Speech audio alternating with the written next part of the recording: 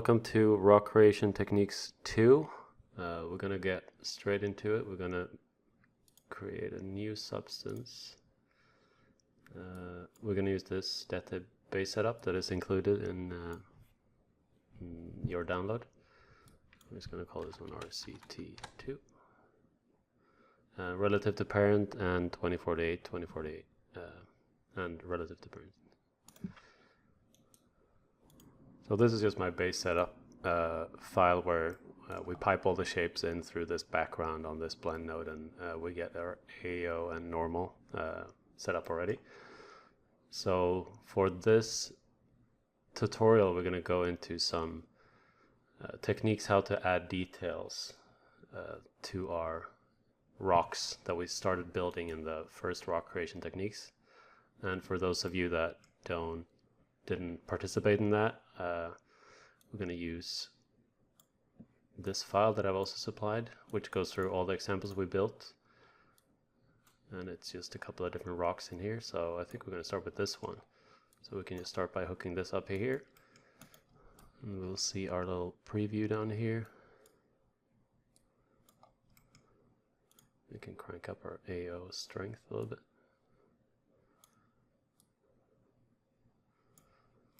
Yeah, something like that. And let's just start moving this off to the side. You don't have to use this. If you were part of Rock Creation Techniques 1, you could use that rock, or if you have your own little creation, you can use that as a start instead. The only thing is that you need like a little bit of detail or a little bit of shaping, so the detailing can have something to work with.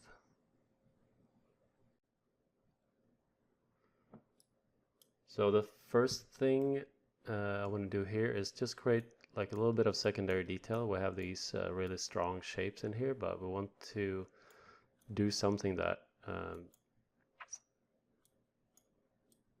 adds to this shape and complements it. So we're going to start with shadows node.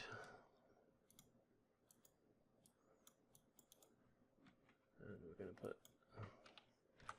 8.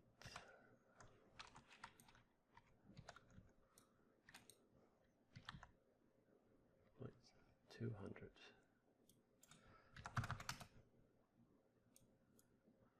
And this, yeah, this will be 0.5. Let's soften it up a bit. Then max out the samples. I'm going to run this into a quantize node. So what the quantize node is doing, it's clamping out the range, and you define how many bands you want. So if I set this to 15, now based on this input, we get 15 steps here, or actually based on the full range. So actually we can count the 1, 2, 3, 4, 5. We get 6 in here, but if we, oh yeah, here we see the full range. And we run this into edge detect, because we want to capture what these bands are doing and add that as some little bit of sort of cracking. Let's do 0.4.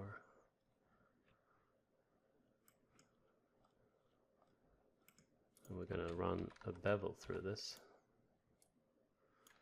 And the bevel we can set to 0.1.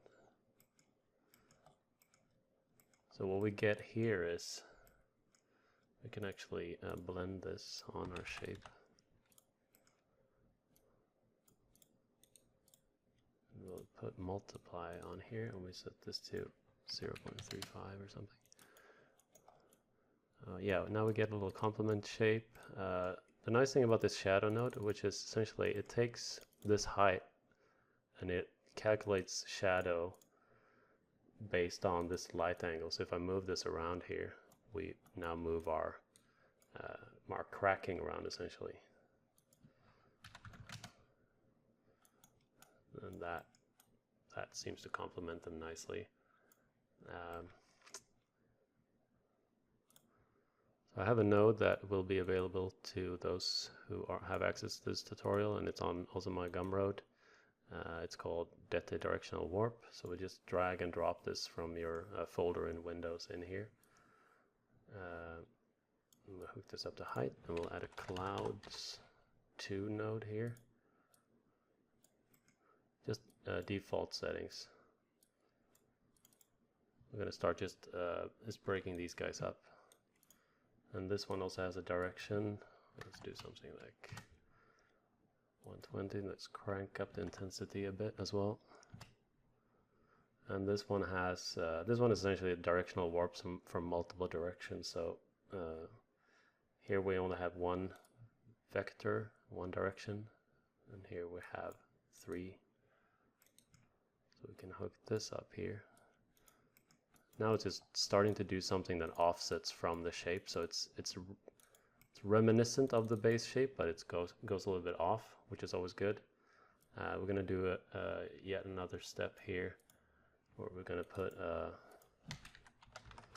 slope blur as well.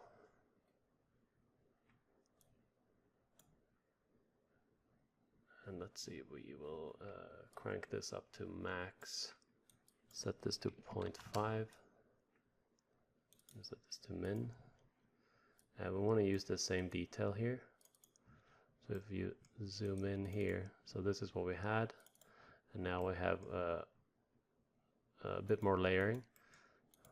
Although this is too much noise at this point, so what we can do is we can take the same noise that we had before. We could blur it here, but a cheaper trick that gives you a little bit better performance is to dump in something like a simple node, like a safe transform, and I'm actually going to set this scale of this node back. So you see, like, this base node here is a 2048, and setting this safe transform back to -2 up here gives us a 512, which gives us a little bit blurrier output from that node. And now we get chunkier shapes. If you see the difference up here, which is essentially the same thing as blurring.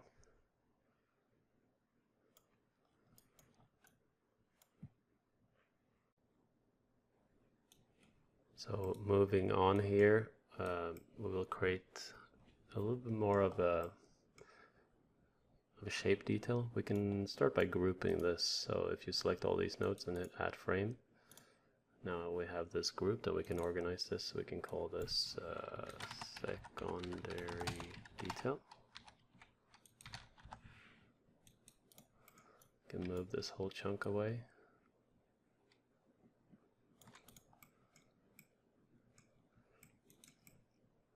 And so now we have some nice, like, semi-cracking detail in the depths of our shapes. I need something more to break up these flat areas, so we're going to add a cells node here. Cells 1, which has these really plush type cell pattern. I'm going to set this to 12 to just to scale. Put a directional warp in here.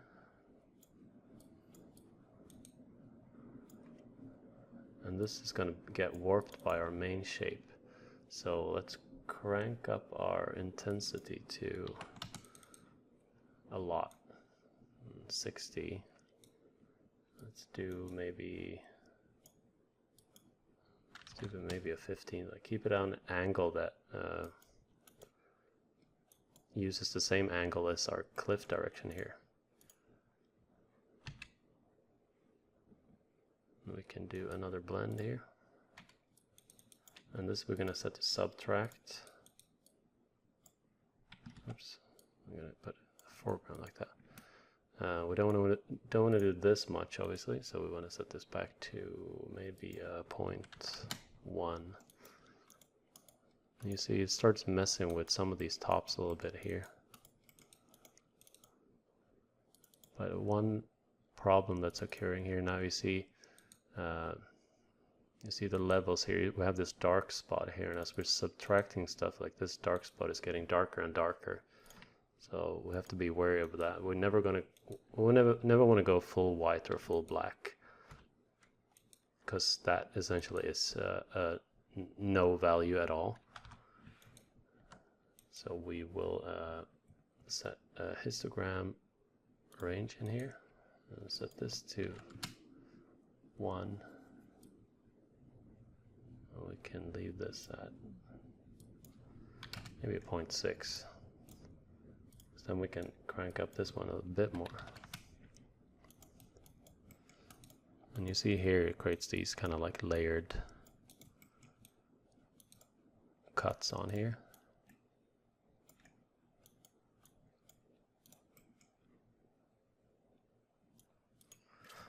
There's a really key lesson in here whenever you do any type of detail layering, is that we always want to warp our new shapes that are coming in. If it's you know, a cells pattern, or if you're blending anything on top here, we want to warp it based on the main shape, so it never looks like superimposed on top. Like now actually the cell pattern is modified to flow with the shapes of our rock, and you'll see we're going to do that over and over and over in this tutorial.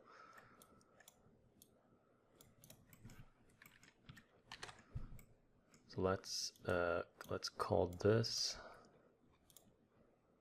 let's move this off a bit, keep it nice and tidy.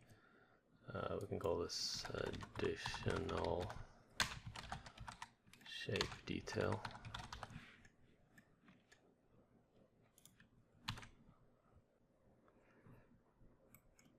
So now when we have a little more information to work with here, we're gonna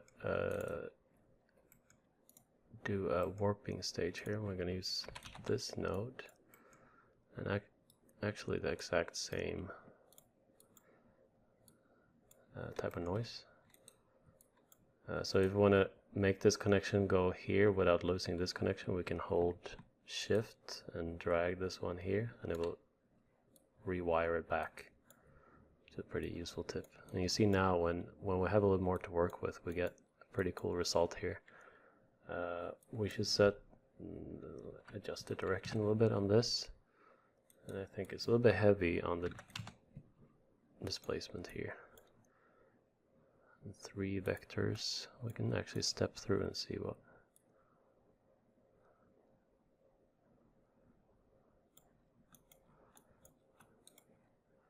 Pt.2. And I'm setting the angle for this so it's distorting more along, you know, if it flows with this direction, counter the shaping of our base shapes, which has you know, this type of direction. So we want to go counter there.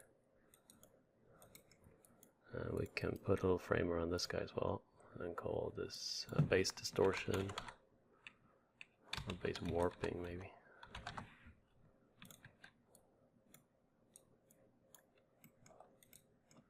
Move this noise up here, since it's a kind of global noise we're using, and I want to keep it neat, so I hold I hold shift and alt and click, and we can move these guys around. Move this out of the way a bit more. See, right away we're starting to make something that looks a little more natural, like rocks. You know, if we take out any of these steps so far, you know, we're kind of back to something more generic and less realistic looking. And at any point, you know, once you might be done with this tutorial, you can go in and, you know, we can change the light angle, for instance, to move some of this detailing around. You can change the amount of steps, and the warping, and even these patterns. But let's continue here. Obviously we're making rocks now, so cracking is an essential element, so we should add some cracks on here as well. So I'm gonna build just a new simple crack generator up here. I'm gonna start with the tile random. Obviously, if you have your own utility nodes with cracks, you can use those, but it's always good to get a refresher how to rebuild these. So let's set this to something 8 and 5. Let's go to scale, a little bit smaller. Scale random. We can set that to 0.5 as well, just so we get a little offset on here. Let's do a rotation random as well. Let's keep all these at 0.5, I guess. Offset, yeah, we can do a full offset. Offset random 0.5, and random will start pushing stuff off in all directions, so we want to be a little bit careful. Let's keep it at 0.5 as well. And the last part we need is the color random. We're gonna just use the distance node here. Hook it up to both. Click this only source and do a 500 or something. So now we get, since these have random rotations, we now get a little bit warpy patterns here. That's a good base for our cracks. Then we do an edge detect. I think we're gonna, this kind of roundness looks really cartoony, so we're gonna take that out. As we're going for something slightly more realistic. Set this to 1. We'll do a little blur pass on this guy. And the blur we set to maybe 0.4, and I always tend to set this one to quality to 1. Blend this back in. Set this to 0.1 maybe, just so we get the core of it is darker, because that's where the crack is the deepest, and then it falls off a little bit smoothly. We can tighten this up with a histogram scan just a little bit. 0.6 just to make it a little bit darker. A little bit tighter like that. And then we'll use a slope, blur, grayscale. I'm going to set this one to 32, and we're going to actually use the same detail as we used before. We used this this lower res 512 version of our cloud noise. That looks absolutely crazy, but it's because we have the wrong modes in here. So we're going to set this one to min, which takes all the dark values and pulls those out. We're going to dial in our intensity here to maybe something like 2, just so we get a little bit of interesting pattern going. Maybe 2 was too much. Unintended. Okay, so here we have a nice base setup of a crack pattern. Gonna add a frame. Call this crack pattern. And this, now we're gonna blend on top of our shape. So I'm going to get back to what we did before, where we start with this, and we can delete this incoming connection. We use our directional warp node here again, but we're going to, let's see, we're going to put this guy in the intensity and then the cracks in the input. Let's move this one back. Let's keep it neat and readable.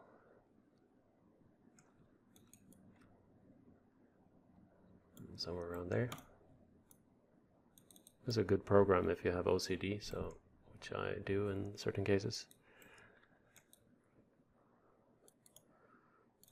So here we will just crank up our, let's see, we'll do this one. Yeah, 160 might be good. 155.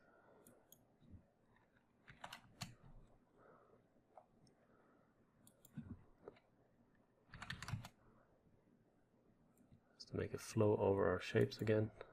We'll try 25. And then we'll do 3 just to make it warp in more directions. We're going to blend this on top. Let's see if we can find a good angle. set this one to multiply. And that's way too intense, so we're going to take our opacity down to 0.1.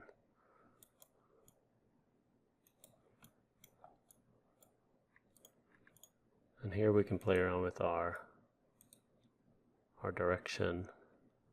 What you see now is cracks go over the surface. If I didn't have this one at all, if we set this one back to 0, you see how it looks like someone just stamped the crack over top of the shape. But if we crank it up to 15, you see here this crack is actually like flowing over here and going down based on this shape. And we can do a bit more.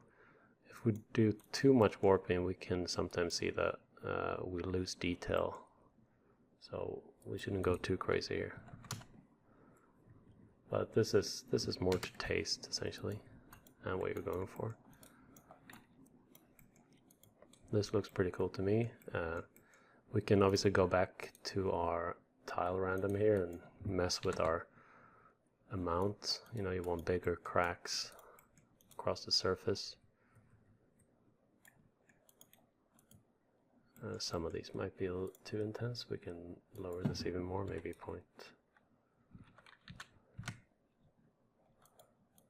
maybe that looks a little bit better.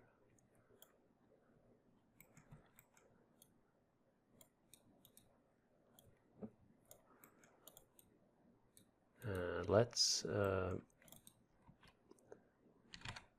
a safe transform. So let's add another layer of cracks actually.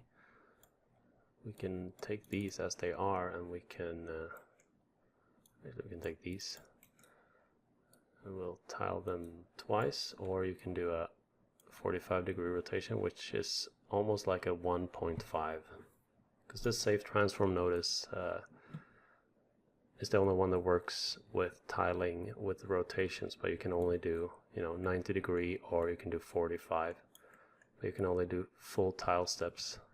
So if you're using the regular transform 2D node and rotate it off this way, if I press space here to view the tiling, you can see now that we actually break the tiling across. You see this red border. So I would recommend always using, if you use this regular transform node, to only use it in this sense, where you just move and offset without scaling. If you work with tiling textures, if you work with other stuff that doesn't require tiling, like this node is free for all, you could just scale and do whatever. So I always recommend using this. We can go back here and hit space. So we'll try 45, which is roughly then twice or 1.5 as much. And we can run this through levels now just to make it a little bit darker. And you can obviously manipulate here, but sometimes I like going in here to get the numeric values. So we do 0 and 1, and we just crank up this one to 0.65. And we're going to clone this like so, and we do our shift and drag and hook it up there.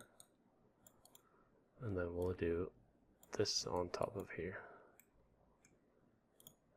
Let's actually do 2, because I want this to be a finer cracking.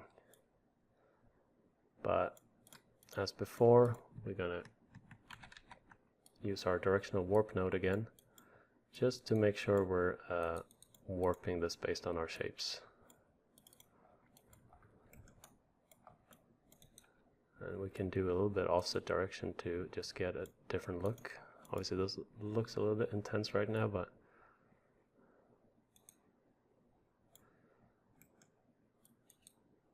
so something I use a lot is just create a mask here, so we can hook this one up as a mask, so which means we're only going to get these cracks at the peaks, but actually we can control this by adding a histogram. Type HIS, histogram scan, And if we set both of these to something like 0.5, we essentially remove these cracks from the bottom of the shape, and just on these tops here. Still too intense, so I want to take this down even further. This should be like a even smaller level crack pattern here, so we should just make sure it shows up a little bit less. So you see it's starting to layer stuff. It makes it look slightly more realistic as we go. Actually, this one is still intense too.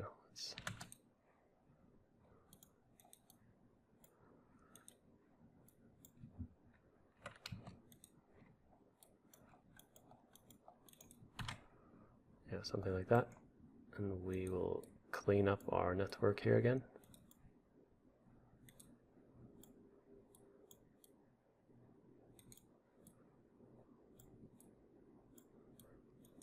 Beautiful.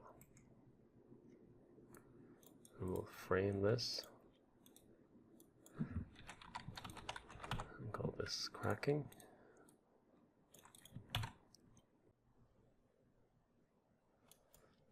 Yeah, so far we have a bunch of details on here. I'm going to show you a trick that I use quite a lot.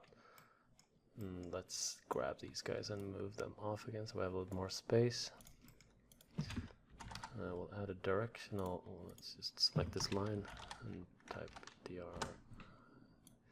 Put this directional warp. So yeah, we have a lot of these crack patterns and detail layers on here now, and we have a really uniform shape that goes through it. So sometimes I want to just break that monotony that's going on, and that all the shapes relate to each other so much. And you know, like rocks have been formed for thousands and thousands of years, and they've been cracking and grinding on each other, and there's pressure above that's like messing with how the whole cliff face is put together. So to simulate some of that is we can take one of these gradient linear, and you saw I flipped it here 90 degrees because the default is just straight this way. And if we set these to be just flat like this, and we take a midpoint in here. So if I set the warp angle of this node to up or down, and we can set this one to, yeah, maybe something like 30 or something. So we're starting to, if you look here in the 2D view up here, we can start like introducing some sagging. We can mess with this curve to just introduce a little bit more like a natural play in the rock itself. We need to be careful here though. We don't want too sharp of details, because it's going to introduce tearing. So if I give you an example where I make it really sharp like this, then suddenly we have this really weird cut through here, and that's what we don't want. But we can do stuff to soften that up, or if you add a couple of stair steppings this way, we can always go in here and put a blur node to control that.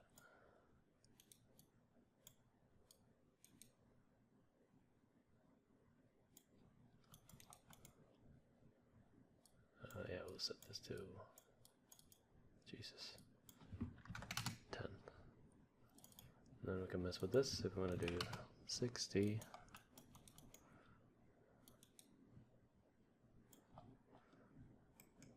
This is a really good trick that I use quite a lot. Just introduces more, just makes it more natural essentially. So let's group this and call this something like shape distortion.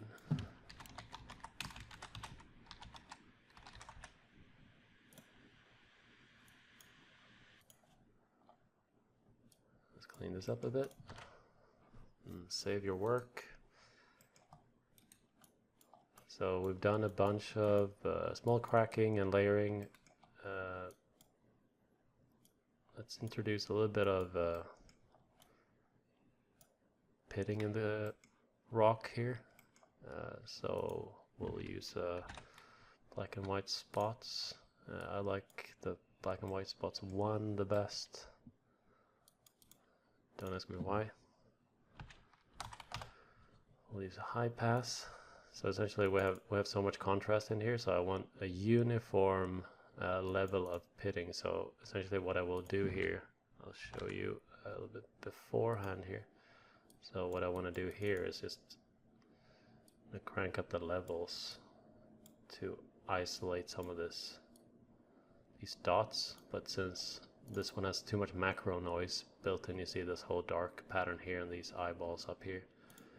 It doesn't work well, so that's why we do a high pass to remove all that small detail. And we can set this one to 8.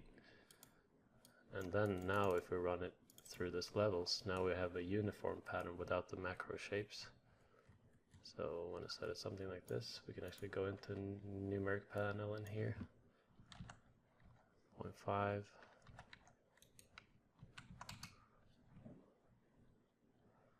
That looks good for a start. And we'll use our directional warp node again. And we'll use the most recent version of our cliff. Set this one to 30. And we can use 1 vector on this just so they don't get super crazy in terms of distortion. And we'll do a blend here. And these guys will subtract. And we'll want to do something really low here, as you see.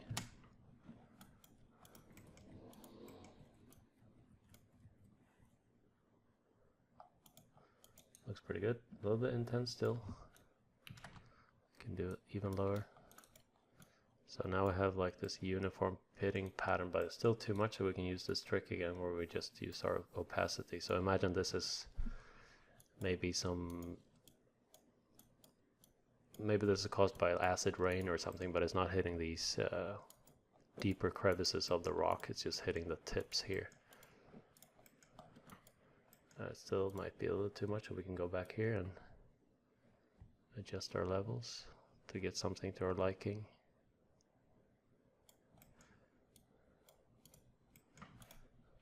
We can even do if we do a blend here, we can do our safe transform trick again. So essentially I want to get a little bit blurrier details here, but I also want to keep these sharp shapes around. So let's set this to 0.5, and on our safe transform we're just setting this back to maybe as far as -3, which yields a 256 texture. You see how blurry that looks, and when it's combined. So this is what we had, and now we have, you know, something a little more blurry.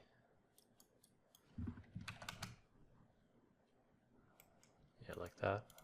A little more aged look. And now maybe we need to crank this up a little bit more. Essentially what we got is like a sharp cut in the center and then a blurrier pit essentially around that, which looks more natural. Let's make this neat again.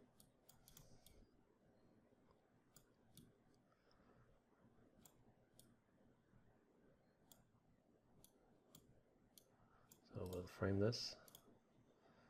I'm going to call this pitting. So let's add a few more small detail layers. So we'll go back to our shadow node.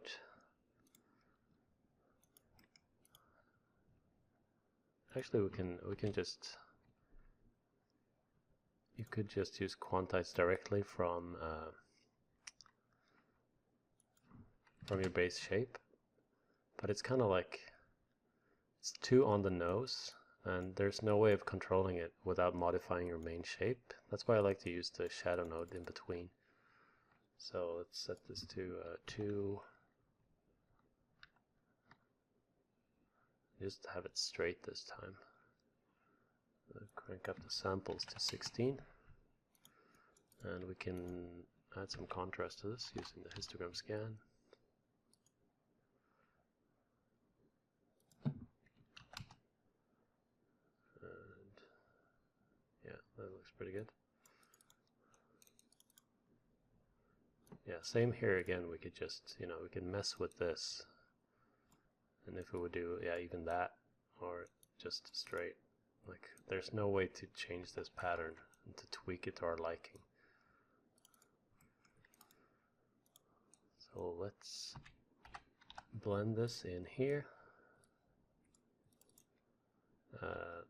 If we put this on the top, we retain this 16-bit, which is what we're building now. This node always forces everything to 8-bit, so make sure you put it in the top of your blend node. You see here it adds these small layers in here, but they're all super binary, so we want to blur these. So let's put a blur node, and we'll set this to 0.1 and 1. But you see, since this quantize node is the parent of this node, this output also goes into an 8-bit mode, which causes this stair stepping. So we can actually correct that here by setting that to force that to 16-bit.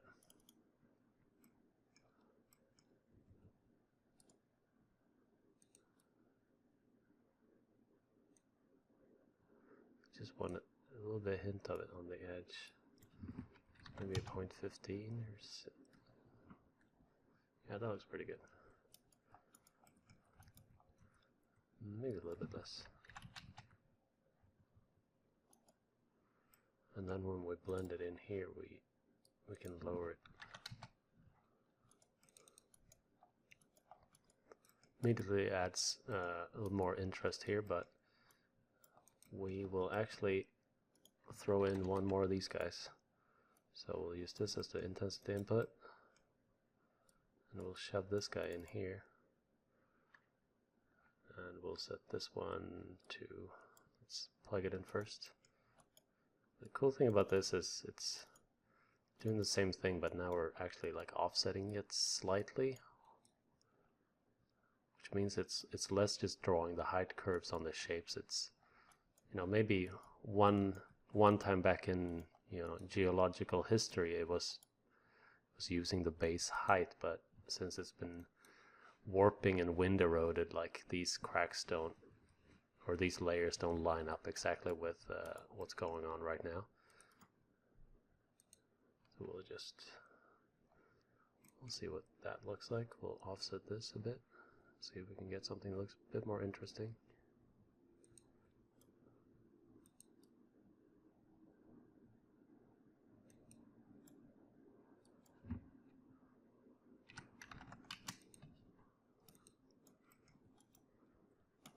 Yeah, that looks pretty cool how it comes in. But it flows over this ridge instead of just like this. It's just drawing it straight. This is way more interesting.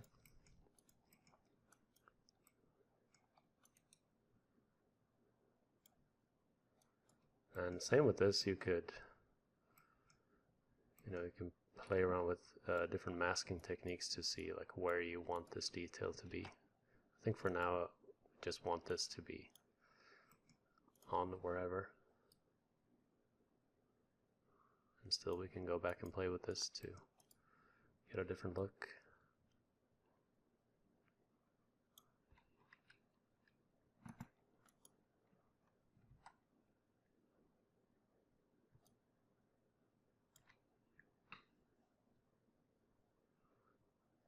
I can soften it.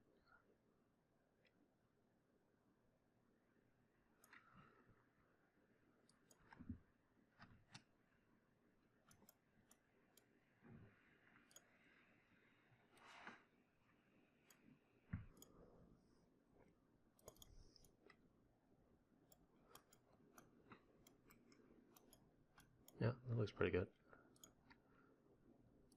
Let's see if we want to soften that a bit more, maybe.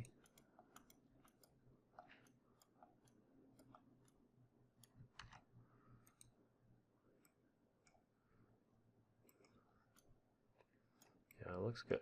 So we will group this. And let's call this layering.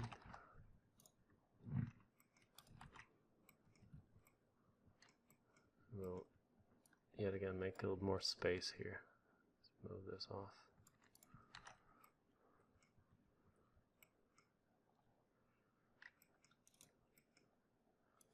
So we'll look at, you know, when you go through a graph like this, when you layer on and cake on more detail and you subtract and whatever you do, you can get more and more dark spots that get darker and darker. And obviously we can always use our histogram range to compact the range so we can add and subtract more stuff on top.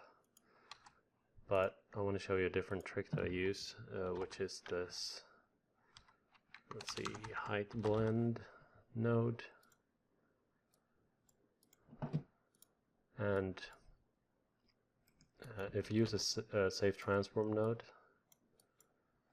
we can do, if we connect them this way, so obviously now we're using the same detail and blended on top of each other, but if we start offsetting this, we can start filling in detail that we already have created in the gaps.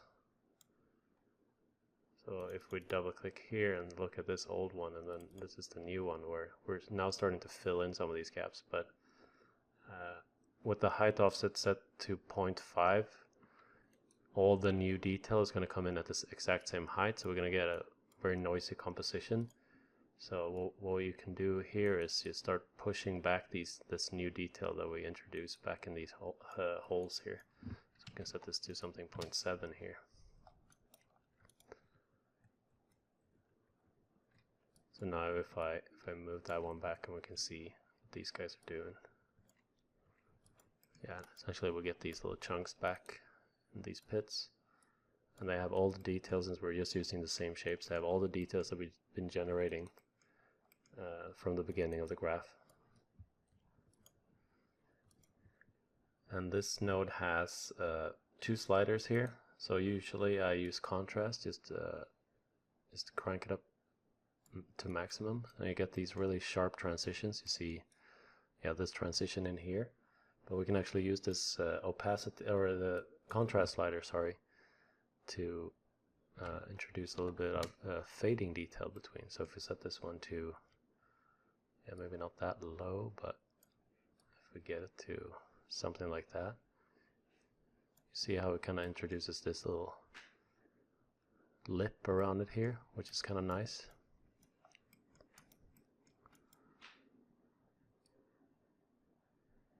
So that's a good trick to add some detail back in. Well, let's just leave this at 0.8 like that, and we can mess with the transform.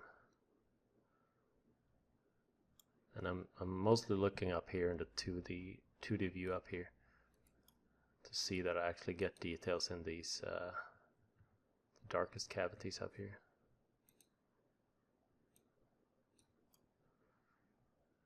Because a texture like this, if you have this on a huge cliff face or something in a game, this cavity here might start repeating a lot. So that's why we're doing this, essentially getting filling in some detail where we lost it before, essentially.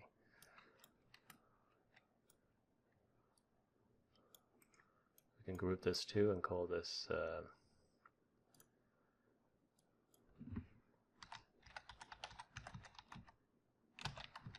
eliminate dark spots.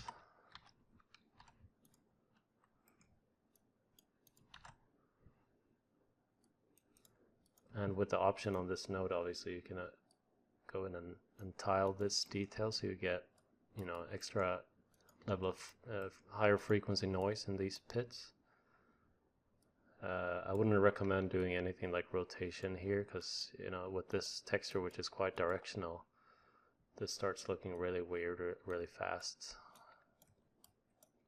You see this kind of stuff now, it's like doing the opposite of what your main shape is doing.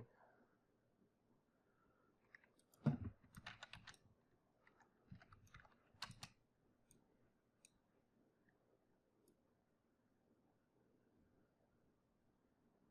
something like that.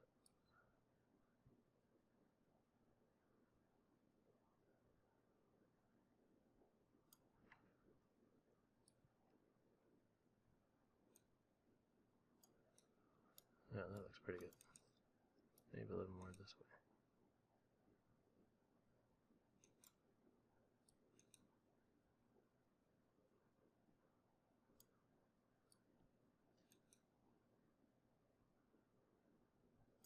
Yeah, it takes a little bit of dialing in. So let's look at a couple of tricks we could use to reshape our texture here, or our height information rather. So we already established, you know, our base shapes, you know, super early on back here, but it's not too late to go in and change this shape. And what I mean by that is we could use the curve node. So we can change this fall off from a linear fall off based on our height input here to maybe, like, you know, inflate it a bit.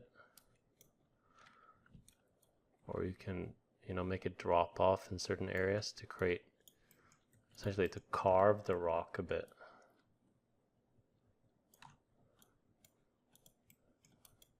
Maybe this is not what we're going for in this specific case, but you can do a lot at this stage already, even if we have like all this detail on here, and it's actually quite interesting to play around with.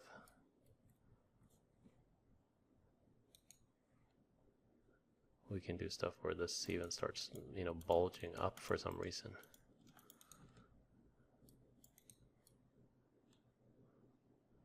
This is just a trick I wanted to show you. We can erase that, but play around with this and see the capabilities. It's cool for, you know, like getting more use out of the texture that you already have. And you can make it look, you know, alien or whatever, like, you know, some weird type of erosion pattern on it. You can introduce a couple of more of these stair step layers. You know, suddenly here we have something that doesn't resemble anything we did before, but still being interesting.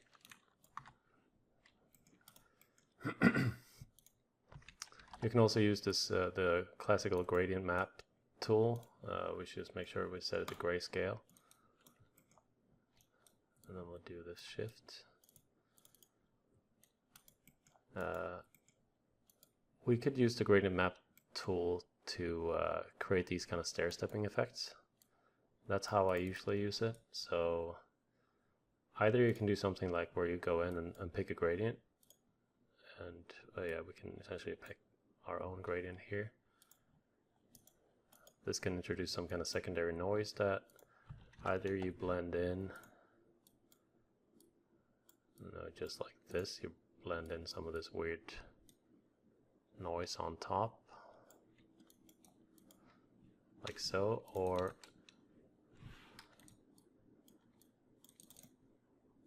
we can, if we clear all here, click again.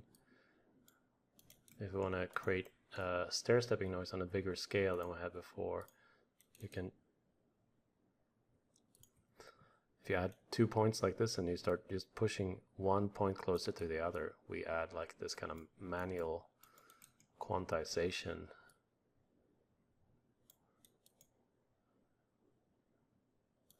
You can do stuff like this as well, where you add 3 points and we add a pit in between the two.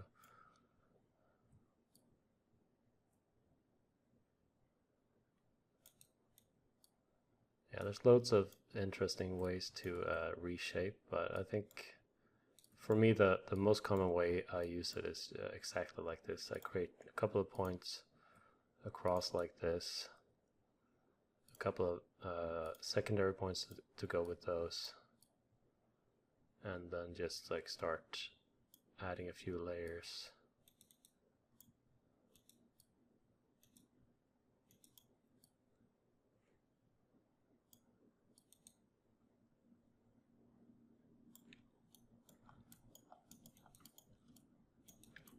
Pretty interesting.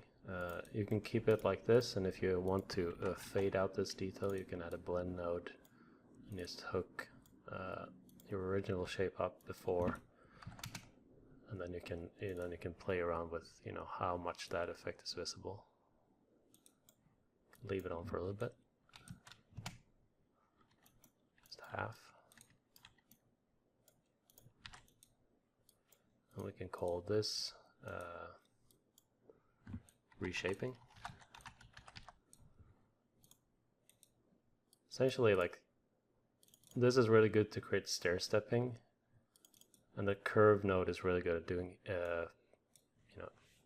inflation or erosion type effects, since it's a curve, right? So we can manipulate stuff in a curved manner, which is really hard to replicate using this node, because there's no way to define a curve here if you don't have a bunch of different values in here.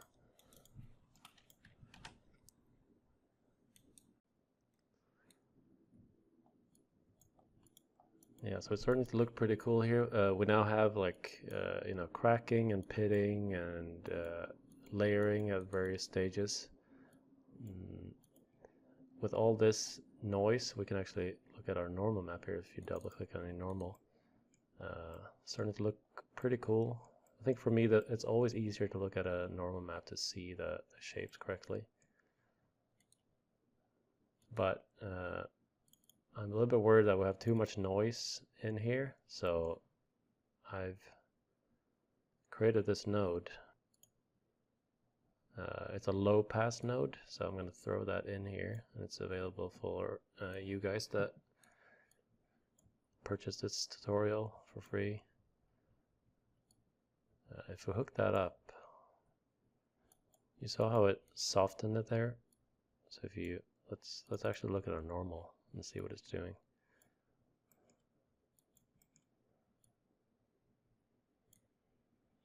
So this is without it, and this is with it.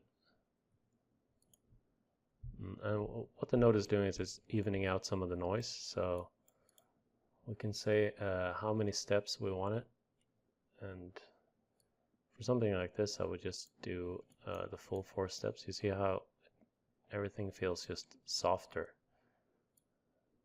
and it's going to eliminate a lot of tearing and stuff. If you let's say you try to render this in Marmoset or something like that and put displacement and tessellation, it's going to eliminate tearing in small areas, like these cracks and where you have a bunch of noise.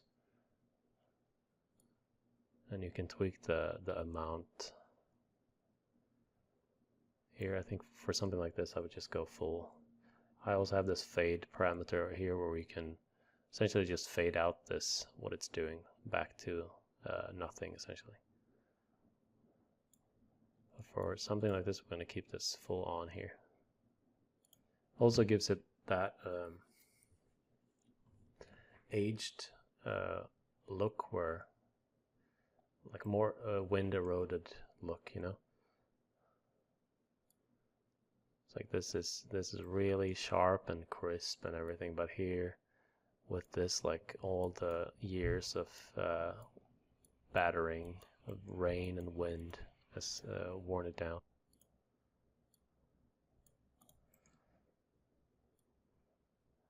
So let's put a frame on this. We just call this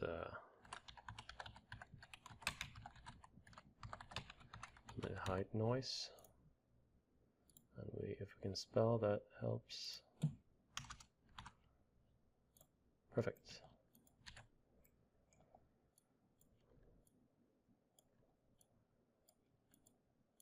I think after this stage is where I would go into adding some micro noise or detailing on here. So let's add a fractal sum base. This is sort of my go-to noise for this type of stuff. Let's also add a slope blur here. So I'm not going to warp this based on the shape. I'm going to use this sloper node instead. So we're going to move this up to 32. And we're going to put this, yeah, maybe even higher than 15. Well, let's start here. We'll blend this on.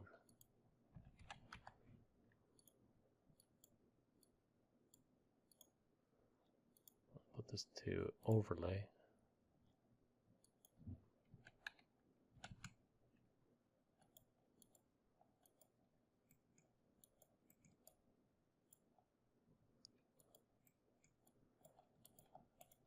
That looks pretty cool. I'm gonna blend this one back with the noise just to get a little bit of that micro noise like this. So if we want to get this at maybe 30% or something. So we get a little bit of both. We get this directional type noise, but at the same time we get some of this pitting noise. Or fine noise, whatever we want to call it. Dial it in.